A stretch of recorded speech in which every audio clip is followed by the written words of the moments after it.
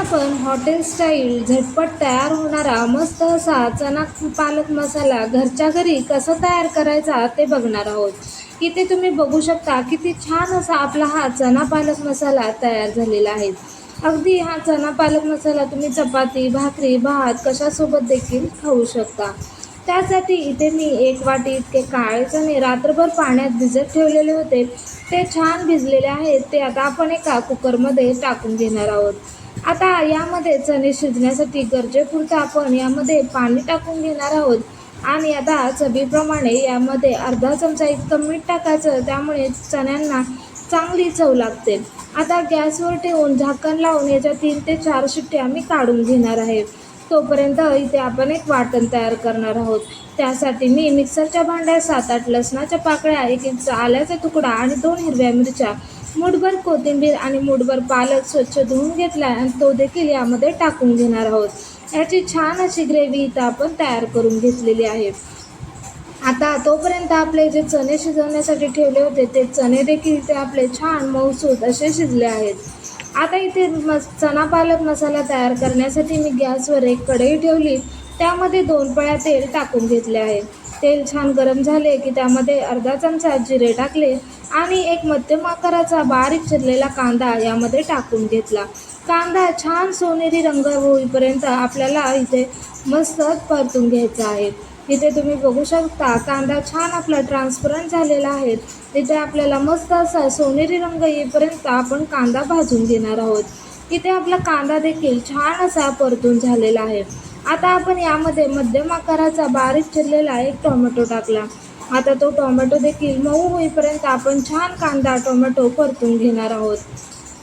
आता आपण जेवढे भाजीला लागेल तेवढे मीठ यातच टाकून घ्यायचं आणि मस्त असा टोमॅटो मऊ होईपर्यंत आपण कांदा टोमॅटो इथे परतून घेणार आहोत. इथे तुम्ही बघू शकता की छान असा आपला कांदा टोमॅटो मस्त मऊसूत शिजलेला आहे. आता आपण यामध्ये काही मसाले टाकून घेणार आहोत. त्यामध्ये मी पाव चमचा इतकी इथं यामध्ये हळद, अर्धा चमचा लाल तिखट, अर्धा चमचा धने पावडर, अर्धा चमचा इथे गरम मसाला आणि पाव चमचा इतकं हिंग यामध्ये टाकून घेणार आहे. आता हे सर्व मसाले देखील आपल्याला तेलामध्ये छान तेल सुटेपर्यंत परतून घ्यायचे आहेत. आता मसाले देखील छान परतले गेलेत. आता आपण जी प्युरी तयार करून घेतलेली होती ती प्युरी देखील यामध्ये टाकून घ्यायची आणि छान 2-3 मिनटं ही प्युरी मस्त अशी यामध्ये आपण शिजवून घेणार आहोत. त्यामुळे आपल्या या चना पालक मसाल्याला छान अशी चव येते आणि मस्त असा आपला हा चना पालक तयार होतो. त्यासाठी इथे मी 2-3 मिनटं छान तेल सुटेपर्यंत ही जी प्युरी आहे ती यामध्ये छान अशी शिजवून घेतलेली आहे. इथे तुम्ही बघू शकता की मस्त अशी आपली ही प्युरी शिजलेली आहे. छान असं या प्युरीला तेल सुटलेलं आहे. इथं आता या स्टेजला आपण जे चणे आपण शिजवून घेतलेले होते आणि ते यामध्ये टाकून घेणार आहोत. आता आपल्याला यामध्ये फक्त चणेच टाकायचे आहे. यातील पाणी मी साईडला काढून घेतलेले आहे. ते पाणी आपण नंतर यामध्ये वापरणार आहोत. आता हे चणे देखील 1-2-3 मिनटं छान असे या ग्रेव्हीमध्ये परतवून घ्यायचे. त्यामुळे मस्त अशा आपल्या चना पालकला छान चव येते. इथे तुम्ही बघू शकता मस्त असं आपल्या चना पालक मस्त असे छान तयार झालेलं आहे. आता यामध्ये आपण जे शिजवलेलं पाणी होतं ते टाकून घेणार आहोत. आणखीन गरजेप्रमाणे तुम्ही पाणी टाकू शकता. आता मी वरून थोडीशी कसुरी मेथी टाकलेली आहे. कसुरी मेथीमुळे छान अशी भाजीला चव येते. एक झाकण ठेवून 5 मिनटं आपण ही भाजीला वाफ देणार आहोत.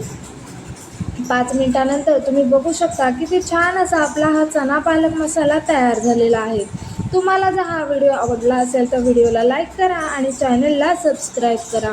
अगदी झटपट असा हॉटेल स्टाईल आपला इथे चना पालक मसाला तयार झाला आहे. अगदी तुम्ही झटपट डब्याला देण्यासाठी किंवा अगदी घरी चपाती भाकरीबरोबर खाण्यासाठी आपला चना पालक मसाला तयार झाला.